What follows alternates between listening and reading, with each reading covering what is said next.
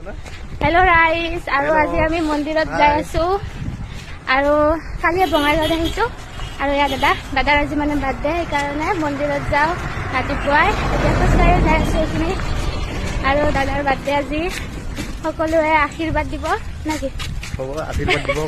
সকলোৱে আশীৰ্বাদ দিব আৰু ইয়া ভাইটি আৰু খোজকাঢ়ি মন্দিৰত যাই আছো মনত আছে তামোল গাছ চাৰি দিছিল আৰু এয়া হৈছে বঙাইগাঁৱৰ মানে গাৰ্লছ হোষ্টেল এয়া গাৰ্লছ হোষ্টেলত মানে গছ গছনি কিছুমান মানে জেঠাই ৰুইছিল তাকে দাদা কৈ আছে মনত পৰি গ'ল আৰু আমি বাগেশ্বৰী মন্দিৰত যাই আছো দেই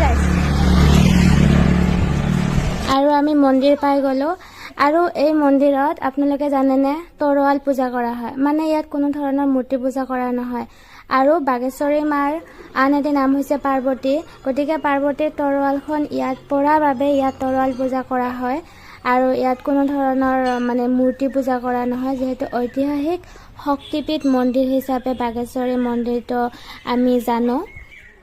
আৰু এই বাগেশ্বৰী মন্দিৰত আটাইতকৈ ডাঙৰ পূজা হয় দুৰ্গা পূজাত সপ্তমী অষ্টমী আৰু নৱমীত সপ্তমী অষ্টমীত বেলেগ জীৱ জন্তু বলি দিয়া হয় কিন্তু নৱমীৰ দিনা ইয়াতে মহ বলি দিয়া হয় আৰু মই এই মন্দিৰটোৰ বিষয়ে যিখিনি মই জ্ঞাত সেইখিনিহে আপোনালোকক কৈছোঁ যদি মোৰ ভুল হয় তেনেহ'লে আপোনালোকে মোক ক্ষমা কৰি দিব আৰু এয়া মন্দিৰৰ পৰা ওলাই ভিউ পইণ্টত গ'লোঁ এয়া গৈ আছোঁ আৰু অৱস্থাটো বেয়া হৈ গৈছে ৰাইজ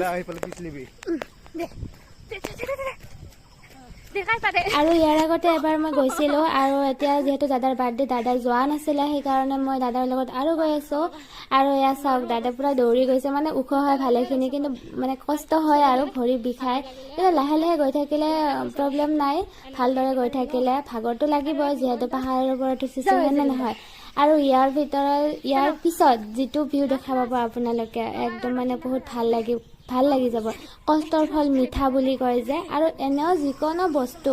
যিটো বস্তু আমাৰ ভাল লাগে সেইটো দূৰত থাকে হয়তো ওপৰত থাকে মানে পাব বহুত মানে কষ্টকৰ হয় তো সেয়াই আৰু এয়া চাওক আমি ভিউ পইণ্ট পাই গ'লোঁ আৰু ইয়াৰ পৰা যিটো এটা পৰিৱেশ দেখা পোৱা যায় নহয় সেইটো মানে দেখি কিবা এটা ভাল লাগি যায় মানে এই যে তলৰ পৰা ওপৰত উঠিলোঁ সেই কষ্টখিনি মানে ভাগৰুৱা অনুভৱখিনি নোহোৱা হৈ যায় ইমান ধুনীয়া এটা বতাহ আৰু এই ভিউ পইণ্টৰ পৰা আপোনালোকে দেখিবলৈ পাব বঙাইগাঁও চহৰত থকা ৰঙা নীলা বিল্ডিং মেঘে আৱৰা পাহাৰ সেউজীয়া গছ গছনি চাহ বাগিচা সকলোবোৰ দেখা পাব আৰু তলৰ পৰা ওপৰলৈ যোৱা যিটো এটা ভাগৰুৱা অনুভৱ একেবাৰে নহয় আৰু ইয়াৰ ঠিক মাজতে আপোনালোকে শিৱ মন্দিৰ এটা আৰু কালী মন্দিৰ এটাও দেখা পাব এয়া চাওক ধুনীয়াকৈ আৰু আগত এডাল বেলগছ আছে মানে আগত মানে চাইডত আছে